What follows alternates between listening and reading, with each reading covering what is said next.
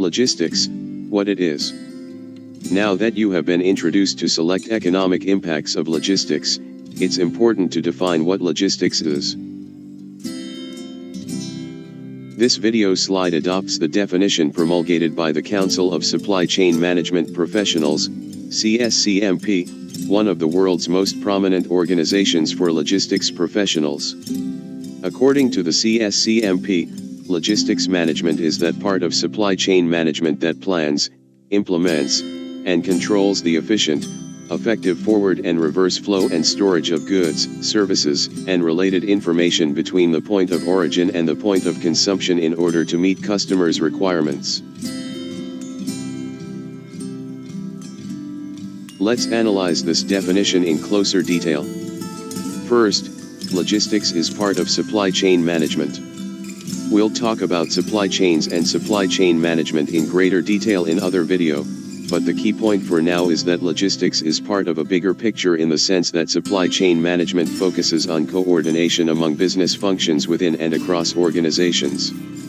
The fact that logistics is explicitly recognized as part of supply chain management means that logistics can affect how well an individual firm and its associated supply chains can achieve goals and objectives.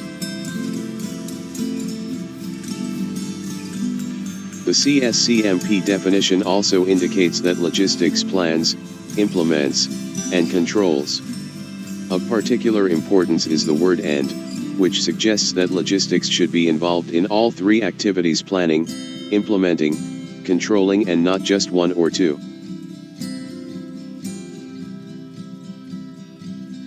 Note that the CSCMP definition also refers to efficient and effective forward and reverse flows and storage.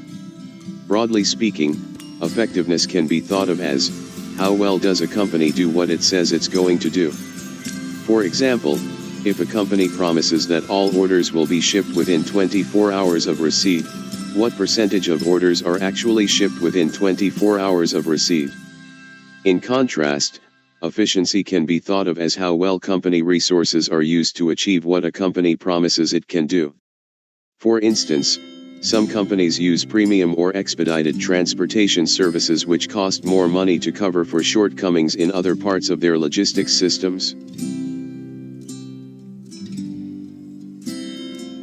With respect to forward and reverse flows and storage, for many years logistics focused only on forward flows and storage, that is, those directed toward the point of consumption. Increasingly, however, the logistics discipline has recognized the importance of reverse flows and storage, that is, those that originate at the point of consumption. Although the majority of the discussion in this video slide focuses on forward logistics, many companies today recognize the tactical and strategic implications of reverse logistics. Indeed, reverse logistics continues to grow in importance as individual companies, and select supply chains, recognize it as an opportunity for competitive advantage. One illustration of this is FedEx Corporation's 2015 acquisition of Genco, a logistics service provider with long-standing expertise in reverse logistics. The CSCMP definition also indicates that logistics involves the flow and storage of goods, services, and related information. Indeed, in the contemporary business environment, logistics is as much about the flow and storage of information as it is about the flow and storage of goods. The importance of information in contemporary logistics is captured by Fred Smith, CEO and Chairman of FedEx, who believes that information about the package is as important as the package itself. Furthermore, an important contemporary logistics and supply chain axiom involves the ability to substitute information for inventory. For example, the cash register at many contemporary retailers also tracks what and when products are being purchased.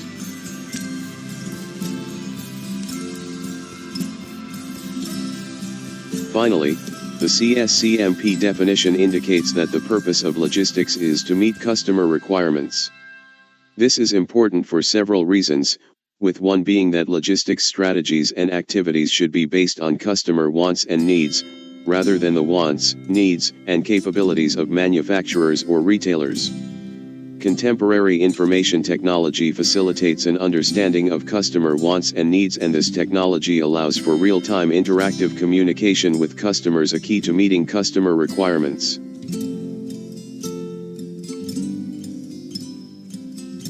A second reason for the importance of meeting customer requirements is the notion that because different customers have different logistical needs and wants, a one-size-fits-all logistics approach in which every customer gets the same type and levels of logistics service will result in some customers being overserved while others are underserved. Rather, companies should consider tailored logistics approaches, in which groups of customers with similar logistical needs and wants are provided with logistics service appropriate to these needs and wants.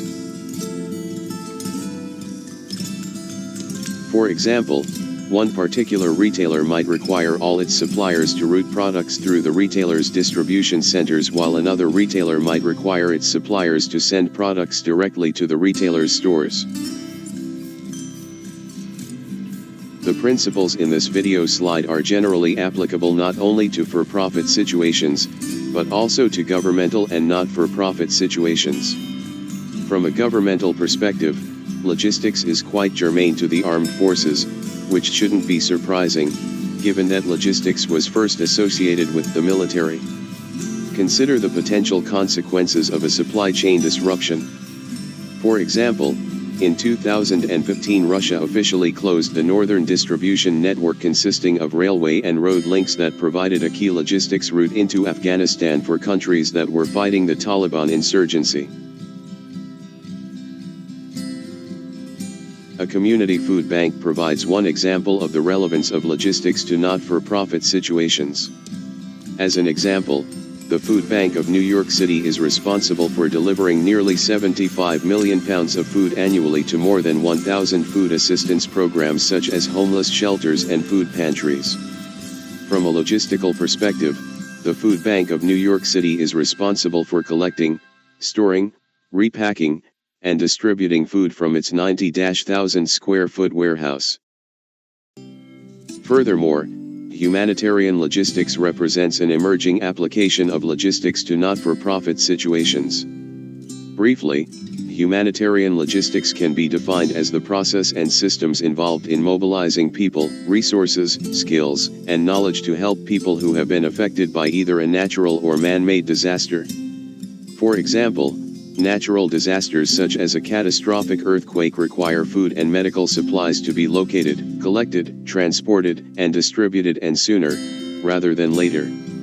Because of the increasing frequency of disasters over the past 50 years, humanitarian logistics is likely to be an important topic into the foreseeable future.